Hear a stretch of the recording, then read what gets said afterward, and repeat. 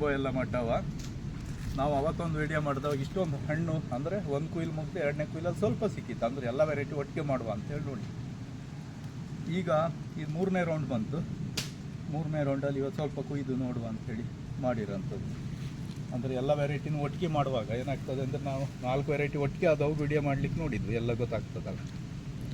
But ಏನಾಯಿತು ಅಂತ ಹೇಳಿದ್ರೆ ಆವಾಗ ಇದು ಮುಗಿತಾ ಬಂದಿದ್ದಿತ್ತು ಎರಡನೇ ಕುಯ್ಲು. ಇದು 3ನೇ ರೌಂಡ್ ಬಂದಿರೋದ್ರಿಂದ ಇವತ್ತು ಸ್ವಲ್ಪ ಸೈಜು ಮತ್ತು ಹೇಗೆ ಬರ್ತದೆ ತೋರಿಸುವ ಅಂಥೇಳಿ ಇದನ್ನು ನಾವು ಒಂದು ವಿಡಿಯೋ ಮಾಡಿದ್ದು. ಇದು ಇನ್ನೊಂದು ಸ್ವಲ್ಪ ಹಣ್ಣಾದರೆ ಇನ್ನು ಈ ಕಡೆ ಮಧ್ಯದ ಬಂಚಲ್ಲಿ ಕಾಣ್ತಾ ಉಂಟು, ಸ್ವಲ್ಪ ಡಾಟ್ ಬರುತ್ತಲ್ಲ, ಅಷ್ಟಾದರೂ ಫುಲ್ ಹಣ್ಣಾದ ಲೆಕ್ಕ. ಬಟ್ ಇದರಲ್ಲಿ ಟೇಸ್ಟ್ಗಳಲ್ಲಿ ಇಷ್ಟು ಹಣ್ಣಾಗಿದ್ರೂ ಕೂಡ ಏನು ವ್ಯತ್ಯಾಸ ಗೊತ್ತಾಗೋದಿಲ್ಲ.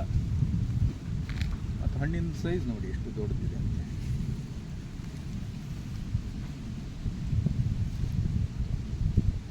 ಇದೊಂದು 18ರಿಂದ 20 ಹಣ್ಣಿಗೆ 1 kg ಬರುತ್ತೆ.